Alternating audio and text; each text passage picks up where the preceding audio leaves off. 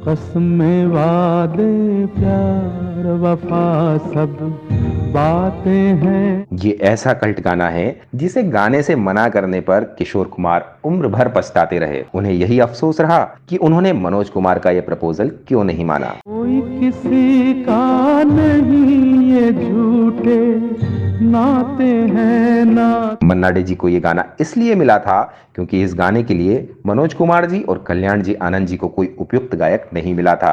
नाते हैं नातों का क्या, कसमें वादे। इस गाने से प्राण साहब की इमेज बदल गई थी। हालांकि संगीतकार कल्याण जी आनंद जी की जोड़ी ने आखिरी वक्त तक ये कोशिश की थी कि ये गाना उन पर ना फिल्माया जाए, लेकिन मनोज कुमार जी ने उनकी बात नहीं मानी। दुनिया वाले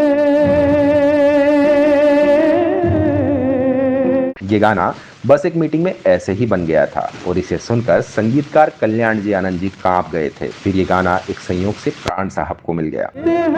भगवान को धोखा, इंसान को क्या छोड़े। आज मैं आपको उपकार फिल्म की इस महान गीत की कहानी सुनाने वाला हूं, जिसे बनाने का सुझाव तब के प्रधानमंत्री लाल बहादुर शास्त्री जी ने मनोज कुमार जी को दिया था। फिर मुझसे कहने लगे, बेटे इस नारे पे पिक्चर बन सकती है। उनका ये कहना था कि मेरे अंदर एक बिजली सी कौन गई। बस आपसे यही रिक्वेस्ट है कि इस वीडियो को आखिरी तक जरूर देखिएगा। चलिए शुरू करते हैं गीत और संगीत का ये सुरीला सफर।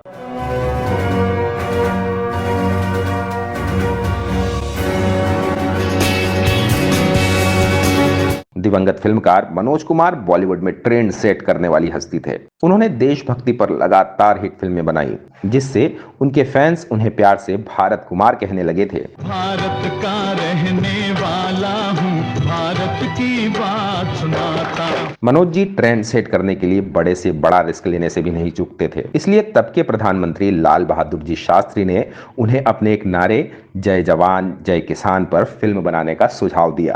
तो मुझे मुस्कुरा के कहने लगे, देखो बेटे मैंने नारा दिया है जय जवान जय किसान, ना तो मैं जवान लगता हूँ ना किसान। मैंने कहा बाबूजी आप जो हैं हम जानते हैं। फिर मुझसे कहने लगे, बेटे इस नारे पे पिक्चर बन सकती है। उनका ये कहना था कि मेरे अंदर एक बिजली सी कौन गई। मैंने अपने साथियों से कहा, भाई मुझे एक डायरी ले दो और 2-3 बॉल पेन ले दो। वो हरित क्रांति का दौर था। शास्त्री जी चाहते थे कि देश का किसान और सीमा की रखवाली करने वाले जवान दोनों के कनेक्शन पर इस नारे के आसपास फिल्म बनाएं। उस वक्त तक मनोज जी शहीद फिल्म में भगत सिंह के किरदार से बहुत लोकप्रिय हो चुके थे। प्रधानमंत्री खुद कोई सुझाव दे तो किसी भी कलाकार के लिए बहुत बड़ी बात होती है। इसलिए मनोज जी ने शास्त्री जी से वादा किया और उनसे आशीर्वाद मांगा। इसके बाद दिल्ली से मुंबई लौटते हुए उन्होंने ट्रेन में ही उपकार की कहानी और फिल्म का प्लॉट तैयार कर लिया। मेरे देश की धरती सोना, उगले उगले हीरे मोती, मेरे देश की धरती। मनोज जी खुद बहुत अच्छे गीतकार थे और वो अपनी फिल्मों में गीत संगीत बहुत स्ट्रॉन्ग रखते थे। उन्होंने उपकार में संगीत देने के लिए कल्याण जी आनंद जी की जोड़ी को हायर किया। ये दोनों भाई गुजराती मूल के मुंबई निवासी थे, लेकिन उपकार पंजाब हरियाणा बेस्ड मूवी थी, इसलिए उपकार के गानों में पंजाबी संस्कृति और ग्रामीण टच दिया गया था। देश की धरती सोना, उगले उगले हीरे मोती, मेरे देश की धरती। उस वक्त तक प्राण साहब देश के नंबर 1 विलेन थे। उनका ऐसा खौफ था कि लोग अपने बच्चों का नाम भी प्राण नहीं रखते थे। इसी वजह से उन्हें साल 2000 में विलेन ऑफ द मिलेनियम का खिताब दिया गया था। लेकिन मनोज कुमार जी ने इस फिल्म में प्राण साहब की इमेज बदलने का इरादा कर लिया था। इतना ही नहीं, वो ये भी चाहते थे कि इस फिल्म का एक गीत भी प्राण साहब पर फिल्माया जाए। ये अनहोनी सी बात थी क्योंकि प्राण साहब की इमेज पर गाना फिट नहीं बैठता था। इसलिए कल्याण जी आनंद जी चाहते थे कि मनोज जी ये रिस्क ना लें, लेकिन उनका इरादा अटल था। दोनों संगीतकारों को उनकी बात माननी पड़ी। हालांकि उन्होंने मनोज जी को यह सुझाव भी दिया कि इस गाने को पर्दे पर प्राण साहब से न गवाएं और इसे बैकग्राउंड में बजाया जाए, लेकिन मनोज जी अपनी योजना पर टिके रहे। इस फिल्म में प्राण साहब का किरदार एक मलंग यानी दार्शनिक फकीर का था, इसलिए उनके लिए कोई फिलॉसफी वाला गाना लिखने की प्लानिंग हुई। तभी कल्याण जी को ख्याल आया कि एक ऐसा ही गाना उनके पास बनकर तैयार है। उन्होंने मनोज जी को यह गाना सुनाया तो उन्हें भी ये गाना बहुत पसंद आया। उन्होंने इस गाने के लिरिक्स को फाइनल कर दिया। कसमें वादे प्यार वफा सब बातें हैं बात। इस गाने के बनने की कहानी भी बहुत रोचक है। कल्याण जी ने बताया था कि उनका एक दोस्त है जो रोजगार के लिए विदेश गया हुआ है। उसकी एक गर्लफ्रेंड है जो भारत में ही रहती है। एक बार विदेश में उनकी और कल्याण जी की मुलाकात हुई तो उन्होंने कल्याण जी से कहा कि तुम मेरी गर्लफ्रेंड से जाकर कहना कि पैसे कमाकर मैं यहां से जल्दी भारत आऊंगा और फिर हम दोनों शादी कर लेंगे, बस तुम मेरा इंतजार करना। कल्याण जी उनका मैसेज देने के लिए उस लड़की के घर गए तो उन्होंने देखा कि पूरा परिवार उस लड़की की शादी की तैयारियां कर रहा है। उसकी सगाई कहीं और हो चुकी है और ये सब देखकर कल्याण जी निराश होकर वापस लौट आए। एक बार वो अपने दोस्त और मशहूर गीतकार इंदिवर से इसका जिक्र कर रहे थे। उन्होंने इंदिवर साहब से कहा कि प्यार और मोहब्बत एक दिखावा है। उन दोनों ने भी साथ रहने के वादे किए थे और कस्में खाई थी, लेकिन अब वो लड़की किसी और से शादी कर रही है। ये कस्में, ये वादे और ये वफा सिर्फ बातें हैं, इनका कोई मतलब नहीं। इंदिवर जी के मन को ये बात छू गई। वो बोले कि इस पर तो गीत बन सकता है। उन्होंने तत्काल 2 लाइनें सोची और इन लाइनों को कल्याण जी को सुनाया। कसमें वादे प्यार वफा सब बातें हैं। कल्याण जी तुरंत इस गाने की गहराई को समझ गए। उन्होंने इंदिवर से इस गाने को कंप्लीट करने के लिए कहा तो वो गाने की अगली लाइनें सोचने में जुट गए। सुख में तेरे साथ चलेंगे, दुख में तब मुख। बातचीत में ही कल्याण जी ने बताया कि कुछ महीने पहले उनका पेट टूट गया था। वो कई दिनों तक अस्पताल में भर्ती रहे। वो दिन भर अस्पताल में ज्यादातर वक्त अकेले ही बेड पर पड़े रहते थे। इंदिवर जी ने इसे भी अपने गाने में जोड़ दिया।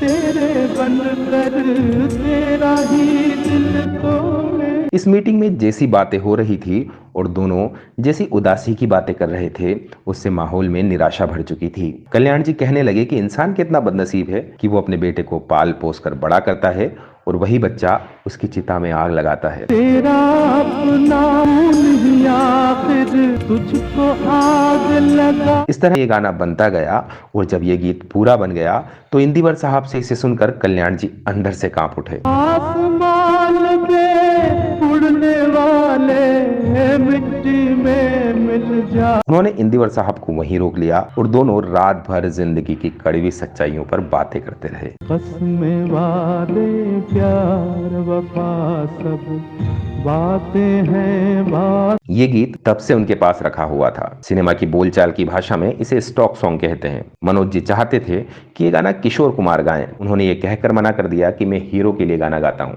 खलनायक के लिए नहीं। इसके बाद मनोज जी ने मन्ना डे जी को अप्रोच किया। उन्होंने जिस अंदाज में इसे गाया उससे ये गाना फिल्म जगत में अमर हो गया। इस गाने को सुनकर और ये फिल्म देखकर किशोरदा को अपने फैसले पर अफसोस हुआ, लेकिन बेमिसाल गायकी की तारीफ करने के लिए उन्होंने मन्ना डे जी को फोन किया और कहा कि दादा, आपने जैसा गाया है वैसा तो मैं भी नहीं गा सकता था। इस गाने ने प्राण साहब की इमेज बदल कर रख दी। इसके बाद उन्हें खलनायक के साथ साथ कैरेक्टर आर्टिस्ट के रोल भी मिलने लगे। कल्याण जी आनंद जी ने बाद में ये माना कि प्राण साहब से गाना नहीं गवाने का उनका विचार गलत था, क्योंकि प्राण साहब ने इस गाने में बहुत शिद्दत से एक्टिंग की है। गाने में उनके गले की खिंची हुई नसें तक दिख रही थी। देशभक्ति के तरानों, दमदार एक्टिंग और सुपरहिट गीत संगीत के कारण उपकार बहुत बड़ी हिट साबित हुई और उस साल की टॉप मूवी बन गई। इसको साल 1967 में 6 फिल्म फेयर पुरस्कारों से सम्मानित किया गया। आपको ये गाना कैसा लगता है? मनोज जी ने इसे प्राण साहब पर फिल्माकर सही किया या नहीं? और क्या मन्ना डे जी की जगह किशोरदा इस गाने को गाते तो इसका असर ऐसा ही रहता? फटाफट कमेंट करके बताइए। आपसे फिर होगी मुलाकात। वीडियो आखिर तक देखने के लिए आपका बहुत बहुत धन्यवाद दोस्तों।